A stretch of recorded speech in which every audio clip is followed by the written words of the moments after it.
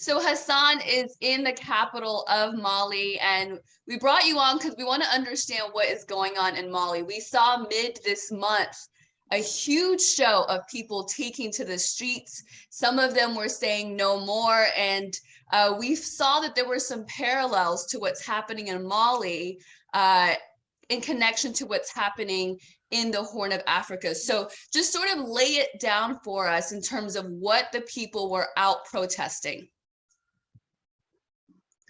Well, to truly understand what's actually happening, you have to go back like in 2011 when the late Muhammad Gaddaffi has been toppled in Libya.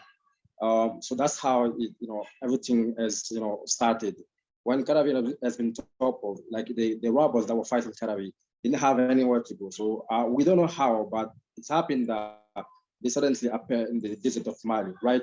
So that was like back in 2011. So since then, we have never had peace in this country. Like, we have separatist movements and also tourists, and things like that. So, but how it's happened, like in recent year, in 2012, we had an election where this former president, Ibrahim Boubacar Keïta, has been elected as the president of the country, So it's like we actually had, he had all our trust, honestly. So it's like just 5 years after the first term, the people found out like it wasn't, it didn't meet our expectations. I don't know if that I would say like that. So they were started vague of protestations, so asked them to leave power and things like that, you see. So and then now we had the first coup. Which has resulted in the overthrowing of the former president Ibrahim Boubacar Keïta by the same soldiers. And then after again, it's like the people that have been given the power also, the soldiers have found out, that also like, they're betraying the country and things like that.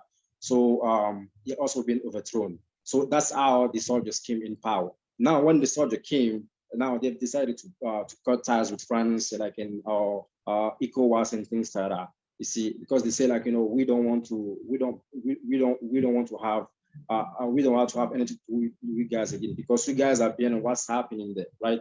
So now is I'm going to say that and when the soldiers have taken power, it's like ECOWAS, which is a kind of regional organizations that ask like to hold election because they don't want to negotiate with this soldier because they are not elected, But that's not a reason. When you look at the actual reason is that because these soldiers, they've tried to sever tie with France and turn towards like Russia or China. That's the main issue. So when our prime minister says like went to the UN Assembly and says like we given the situation of the country, our former partners like France and allies are not more reliable. So we want to turn to Russia. That's how all the problems started between France and Mali. See, so they thought at first like this government was joking and things like that. So when the new partnership has been established between Russia and Mali, so they've imposed the series of sanctions in Mali, right? So that's how the people, the last protest we had, that's how the people went out, started protest to say no. That's unjust. We support the government, and the action the government is taking. That's like it's the right path to follow and things like that. And ECOWAS is saying like we don't want to negotiate with these people. You have to leave power or you have to hold elections. You see, that's pretty much what has actually happened. That's pretty much what has actually happened. So I want to summarize it for folks that just like me are really just learning about the situation. So after the assassination of Gaddafi in 2011, there were extremist groups that came into Mali. I believe earlier you said there were always separatist groups in Mali, but these groups that actually came from the outside ended up being more of a problem in some sense. And Mali at the time, around 2012, actually welcomed French soldiers to help fight these armed groups. And so for the last 10 years or so, there has been French soldiers. And recently, it seems like Mali is going in the direction to saying, you guys need to get out of this country because whatever we're doing in terms of fighting these extremist groups is actually not working. It's getting worse, right? Can you explain a little bit more about that? Exactly, because it's like the friends, like used to be our allies. We trust in them, and we have been working with them, over the last 10 years. But now we realize that since maybe they're playing double game with this guy, we don't know actually they're supporting the this extremist group as well as they're supporting the government also. So we actually don't know the side like that they're supporting. Finally, that's why our prime minister just gave an interview just a couple of days ago to try to explain the problem. What's really going on there in the northern part, because the people really wanted to understand. And that's what he said. He says, like, we have proof. The government has proof, like France is playing the double game. It's pretending to, to support the, the central government as well as supporting other many tourist groups there. So we don't know actually what France wants. That's why we want to turn to a more reliable partners, to help us, put an end to these wars, because a lot of people, a lot of blood have been shed, during this, this time. See, so that's a little bit about what, and France doesn't want Mali, because Mali is not only Mali, it's like all the Francophone countries are like France playground. I don't know if I can say that. They just want them alone to be here. It's like plundering our resources, control our currencies and our economy and things like that. So they don't want another superpower like Russia or whatever, to come and try to replace them. That's the main problem between Mali and France right now, I think.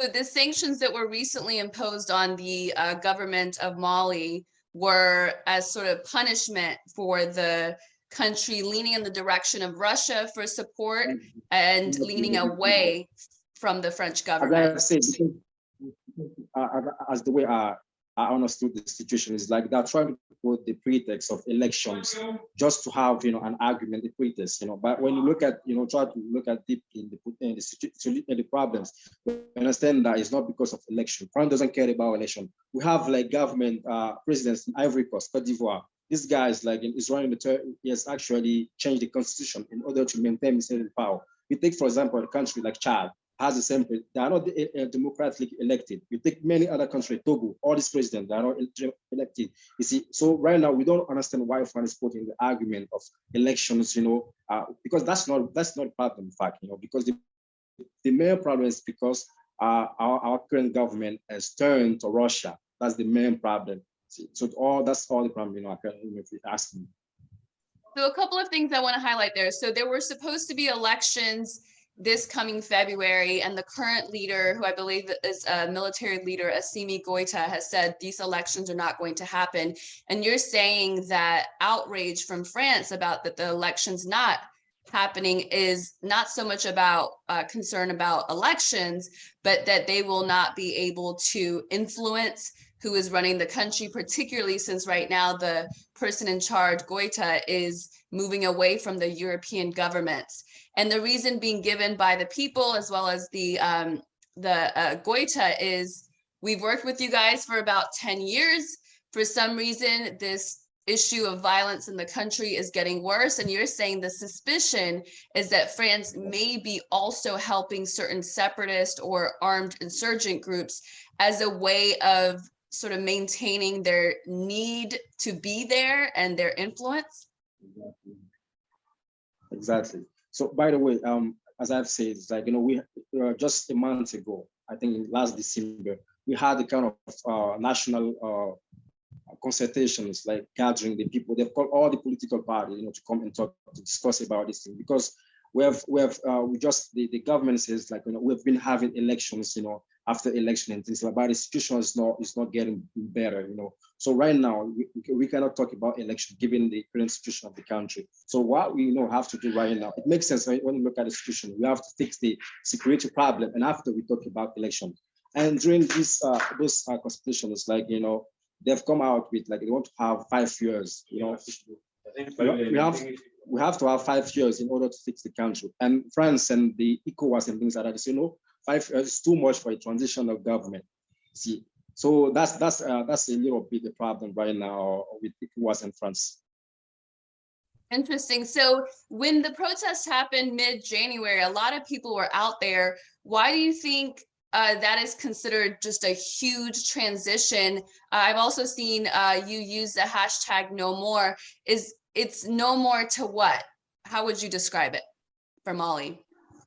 It's like it's no more to France interference in our internal affairs. That's the first thing, and no more to like illegal sanctions, because actually I've told you earlier, we're actually being sanctions, but and Mali is a landlocked country. We don't have access to sea, so most of the country we used to our goods like used to pass through Cote d'Ivoire, Senegal, and things countries like that. All the borders are right now closed to us, So we was kind of protesting to ask them to leave these sanctions, right? And also to ask France to stop, interfering in our internal affairs. How has life in Mali changed in the last 10 years? How would you describe it? You said the extremist groups or the armed groups seem to have been flourishing or seem to be flourishing in the last decade. I think we have been living the last 10 years under terror, literally, like I remember like since 2011, since 2011, this country has never seen, a period of peace, all we hear like, 100 persons have been killed by terrorist groups, or 200 our soldiers have been killed and things like that. That's all we've been hearing this last 10 years. So it's like we were kind of like we're saying enough is enough. We have to do something, because when we look at the situation, it doesn't make sense at all. France is a very powerful, military country. How does that explain that despite being here for almost 10 years, the situation that gotten worse? Why? So it was kind of like we're fed up here right now. See, so that's just a result of France, like I don't know, miscalculation or whatever you call it. Is the country united, or are there groups that actually don't agree with the direction of Goita and supporters are going in? Who disagrees and why?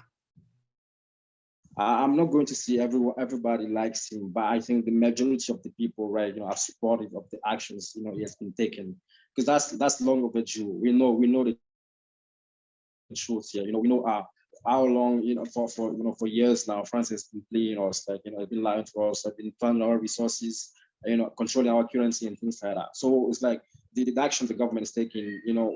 I think many people understand that that's something has to be done a very long time ago. So like as I've said, the majority of people are supportive of the action of the government. Of course, you have people that actually really think they're saying, maybe the soldiers are playing us, they're manipulating us, they just want to stay in power for years and things like that. So, but I think the majority of people, as I've said, they are supportive of the action of the government. And to I think as a proof to prove that, it's like the last protest we had was almost like 3 million people, 3 million, something more than that. They went out to show their support to the transitional government. Yeah, it was really quite something to see those pictures.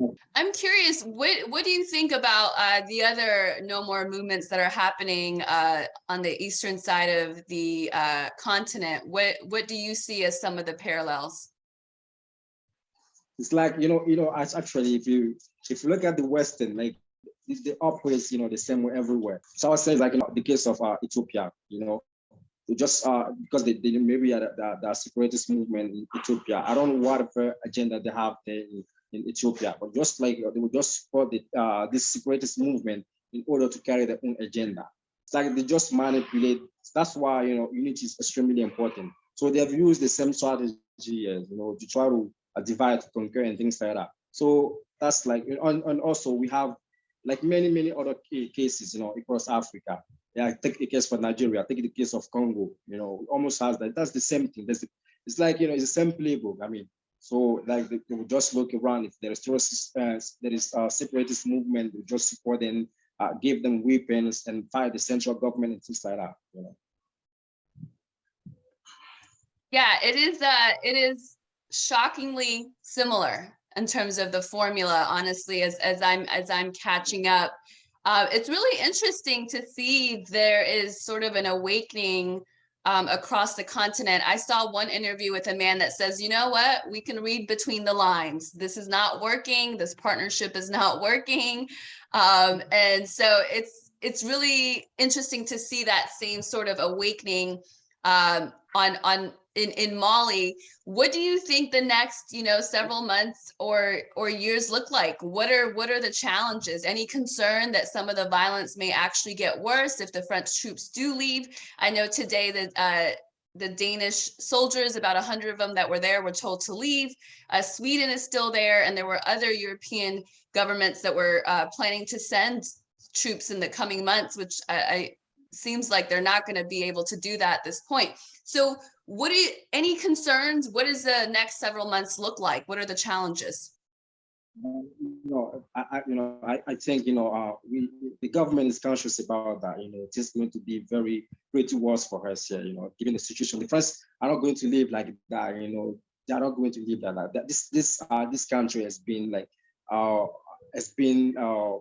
play where, I don't know how I'm going to say this, but they have so much interest in this country, right? They have so much interest there. The northern part of Mali is very, it's rich, with a different kind of resources. So it's just like, because in the mind is that we want to send the country to the Russians, and they don't want to allow that. That's the first problem. It's like, so they're going to fight back. That believe that, and we know that we have already, started having, false flags, across the country. I think, last week we saw like 7 people being killed in a very strange way, and they says like, it was our soldiers that killed those people, without any proof. So we're going to have this kind of things, in the coming days. I believe that we're going to have very strange, things happening, across the country. So we have to be ready. We have to be ready. But I think the most important thing right now, the majority of people are united. So that's why I was afraid about. But right now, I think, most of the friends I see and the people, they understand that we got to go through, this period in order to be really free and things like that. So many people actually are willing to sacrifice things. Go ahead.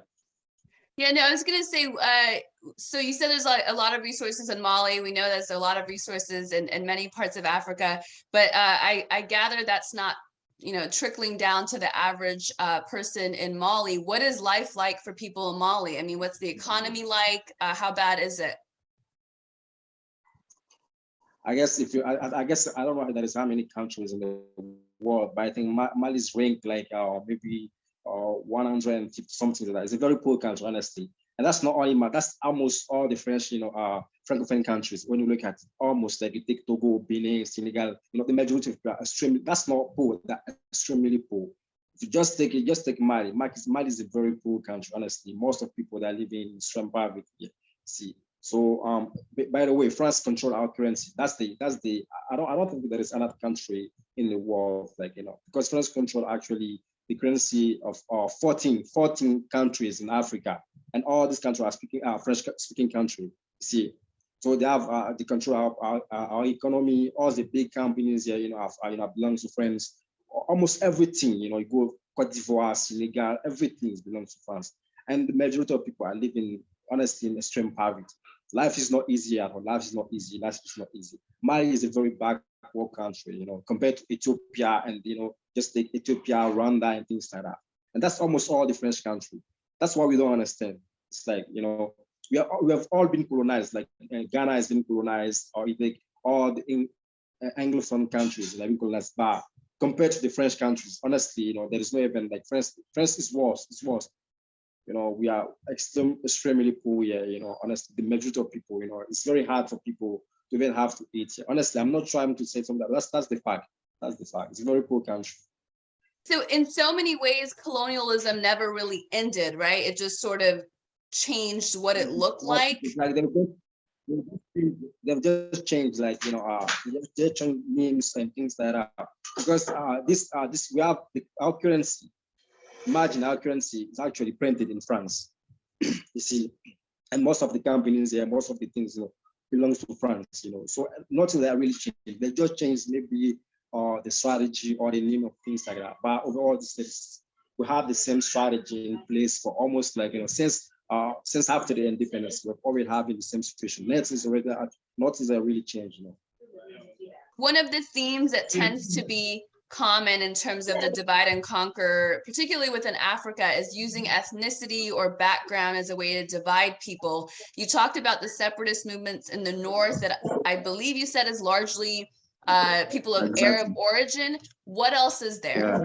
Or is that the main issue? That's the main issue, actually, because that's the northern part where all the problems happening.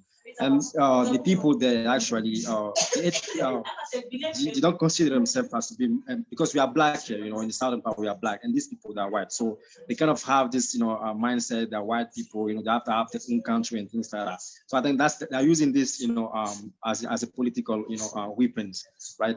And they're succeeding, in fact.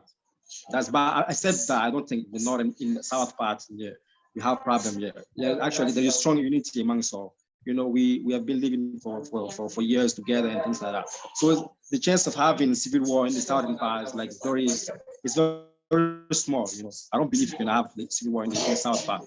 But all the problems happen though because these people, they have the kind of mindset, because black people controlling the country. You know, most of the prisoners are black and things like that. They don't actually identify themselves to us. You know, that's the main problem, I think. Interesting. So Mali is a country with a population of about 20 million, just to sort of give people a little bit of context. And my last question to you is, what does the role of Russia look like in the country right now? Why does the government and the people, largely speaking, choose, or why have you guys chosen to go in the direction of Russia? As I've said, like, you know, given the current situation in the country, we couldn't actually alone fight those terrorists, and at the same time having 1,000 other problems, you know. So we got to be, you know, kind of realistic. We have to be pragmatic. That's what, because we know the friends, you know, they're not honest. Honestly, that's it.